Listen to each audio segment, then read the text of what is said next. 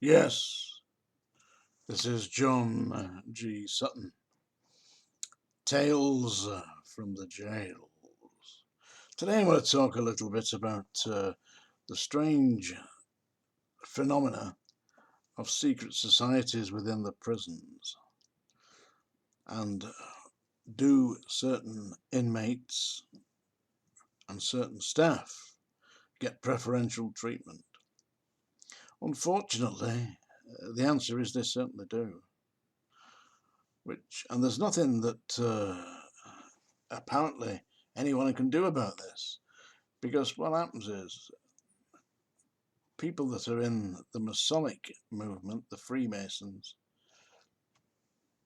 who become involved working as a prison officer or even managing to find themselves inside the prisons as an inmate, still maintain their ability to manipulate. And if they're a prison officer, then it's a case of the funny handshake, third knuckle pressed down with the thumb. Yeah, that's the way it works. Yeah. Or else to give them one of the Masonic signs like this. Yeah, little finger hanging down. Yeah, that's one of the signs. And I had a number of experiences, encounters with people who were members of the Masonic Lodge. Not saying that it isn't a society that does a great deal of good. I believe to a certain extent it does. I believe that they are very charitable people and that they do help charities. But first of all, the number one rule is that they help the brotherhood. Are you with me? Listen, I'll tell you a story here. I was at Wormwood Scrubs and the year was 1976. I was put in charge of the hostel, that's the halfway house, overnight, just doing nights overnight in the hostel whilst I was working night duties at the Scrubs. And I had to check all the inmates in and make sure that they were all in by, I think it was 11 o'clock. Yeah. Then I had to report my numbers in to the principal officer in charge of the prison during the night's lockdown. Yeah. The hostel was actually run by a principal officer who wasn't there at nights. He wasn't. He was elsewhere. Now, this particular prison officer, this principal officer, was also the treasurer of the Prison Officers Association. Seriously. So the National Committee of the Prison Officers Association had a treasurer. He was the principal officer at Wormwood Scrubs in charge of the hostel, which is just outside the walls. So if you're having a look direct ahead at the buff stone or the brick walls and the white stone, yeah, with the images of on the wall there, that's the front of Wormwood Scrubs, and the hostel was on the left. So you go through the metal gates, which were generally left open. Through the metal gates, there's a barrier that lifts up and down, yeah, and you go through that. On your left, that's where the hostel was. And it was run by a principal officer who was the treasurer of the Prison Officers Association. Now, I was in charge of this hostel on a Saturday night, yeah, and a certain inmate, who shall remain nameless, uh, didn't return at 11 o'clock. All right. I checked everybody else out. Everybody's in, because that was your duty, yeah. And it got to be about 10 past, quarter past 11, and he arrived, and he was staggering drunk, this man. Drunk, yeah. And I said, listen, you're late. I said, but don't worry. I said, I haven't phoned the numbers in yet. I will write the time that you arrived into the incident book. But nobody reads that unless I create some kind of alert, and I certainly won't do that. So all I need you to do now is sit down here and I'll make you a cup of tea and get to bed, you know. Oh, what a day I've had in London. Fantastic day. So, yeah. How many sugars? 2 sugars, I remember distinctly. 2 sugars. Stirred it up. Nice cup of tea. Sat down. I said, drink that. You'll feel a great deal better when you've got that inside you. And what's this story? What kind of a day have you had? Wonderful day. He said, nothing like it. He said, we ordered them into the back room. We ordered them to the back room. We tied them up. We put the shotguns to their head. And when we robbed them, it was brilliant. I thought, this guy's barking mad. You know, he's lost his mind. I knew that he was an armed robber. He was doing, I think it was 9 years or something for armed robbery. But he was towards the end of his sentence. So they relocated him from D-Wing into the hostel when he had a job in London. And he worked there supposedly for the last 6 months of his sentence. And then he could be released and he had a job to go to and set himself up. It was kind of a rehabilitation program.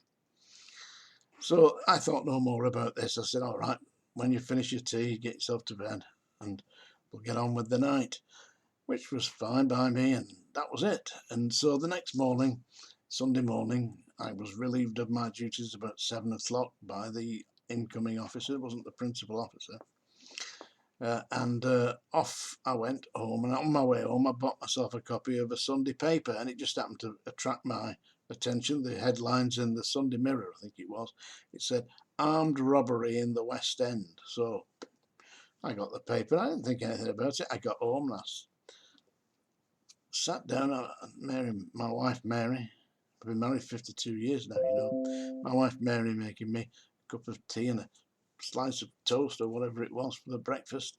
And I read this article about the armed robbery in the West End, and it was virtually word for word what this inmate had told me. And at the bottom of it said, any information from West End Central CID.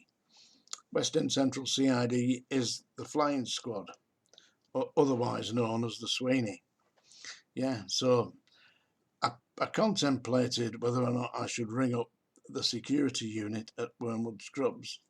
And then it came into my head that they were a bunch of complete tossers, and that if I reported anything like that to them, the first thing that would happen is they'd throw it in the bin. Yeah, so there was no point in speaking to them. Seriously, there wasn't. They were idiots, you know, numpties, yeah. Anyway, so I rang up West End Central CID, and I spoke to somebody there. They took a statement from me over the phone. They said, we'll send somebody round. So about 15 minutes later, 20 minutes later, bang, bang on the front door. Yep, my wife let them in. 2 officers from the CID, West End Central CID, came in, sat at in the lounge with me, where I lived, Bromyard Avenue, just outside Acton, East Acton it was actually.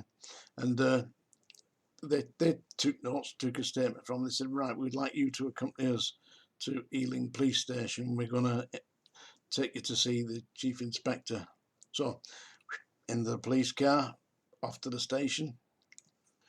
Chief Inspector, such a body, the head of the flying squad, seriously, asked me to recount the story. I told him exactly what had happened. Time the inmate came in, 2 sugars, made him a tea, told me all about putting him in the back room, tying him up, shotguns to the head. This was nothing like this in the paper, you know, about the tying them up. It just said they'd been taken into the back room. So he said, yes, I think that what's happened here is they're using the hostel at Wormwood Scrubs as a base for armed robberies. Yeah. So we had to go and raid it. He said, ring the governor up. So I rang the governor up. Seriously, the #1 governor, Norman Honey. Don't believe me? Look it up. 1976, Norman Honey.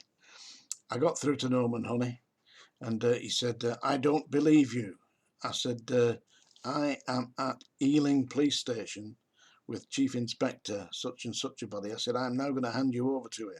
So I hand the telephone to the Chief Inspector, and he said, we're coming to search your hostel because we believe it's being used as a base for armed robberies. Now, you would have thought, I mean, come on, we're reasonable people, aren't we? You're the governor of Wormwood Scrubs. You want to put, you don't want crime being, you don't want your establishment used as a base for crime, do you? You'd have thought they'd said, yeah, come along, we'll make sure that your facility's there. No, no, no. He said, I will ring you back to check that you are who you say you are. It took about 20 minutes before he rang back. And it wasn't him that rang back, it was the principal officer in charge of security at Wormwood Scrubs. He was a guy I wouldn't trust to walk my dog round the pond. Seriously. And he was a funny handshaker man. Yeah, he was a Freemason. The guy, the principal officer in charge of the hostel, he was a Freemason. So when we get to Wormwood Scrubs, there's myself, 3 police cars with the flying squad in there, and standing in the front of the hostel was this principal officer in charge of security at the Scrubs. And he said to the chief inspector, he said, you will not be allowed to search the hostel today as the inmates are not present. And in Home Office regulations, it requires that the inmates be present during any search. And the chief inspector said to him, if you don't get out of my way, you see that van?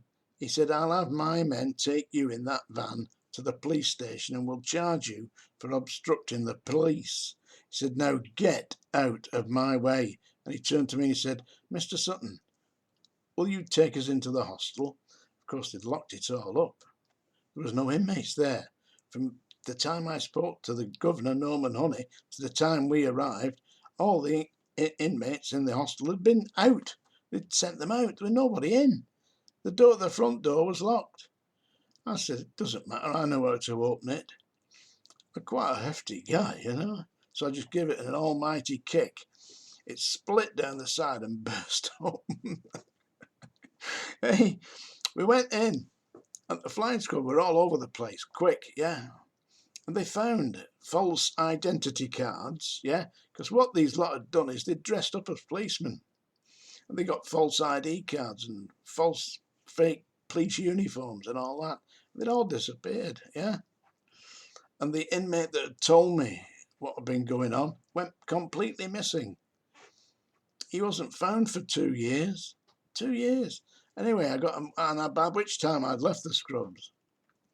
And I was at Strangeways by that time, and I got a call at Strangeways. It was the head of the flying squad. Would I be prepared to come to London to give evidence against this man? They'd captured him at last, and he'd held his hand up. Yes, he did the West End robbery. It was at a shop. Look it up. Don't take my word for it. Look it up. Jean Junction, yeah. 1976. He'd robbed it, yeah. Anyway, he held his hand up for it, and they said, if you have to come to London, will you? I said, yes, I would come. And they sent me a police commendation, except I got called up by the governor, and the governor said, you're not under any circumstances to contact the police directly. You must do it through the security principal officer. You must report to him at all times. You cannot directly approach the police. But there was no point in approaching the principal officer in charge of security. He was a funny handshaker. His mate was running the hostel, and the principal officer who was running the hostel was eventually prosecuted himself for misappropriating the funds of the Prison Officers Association. And the Masonic boys were covering up for him.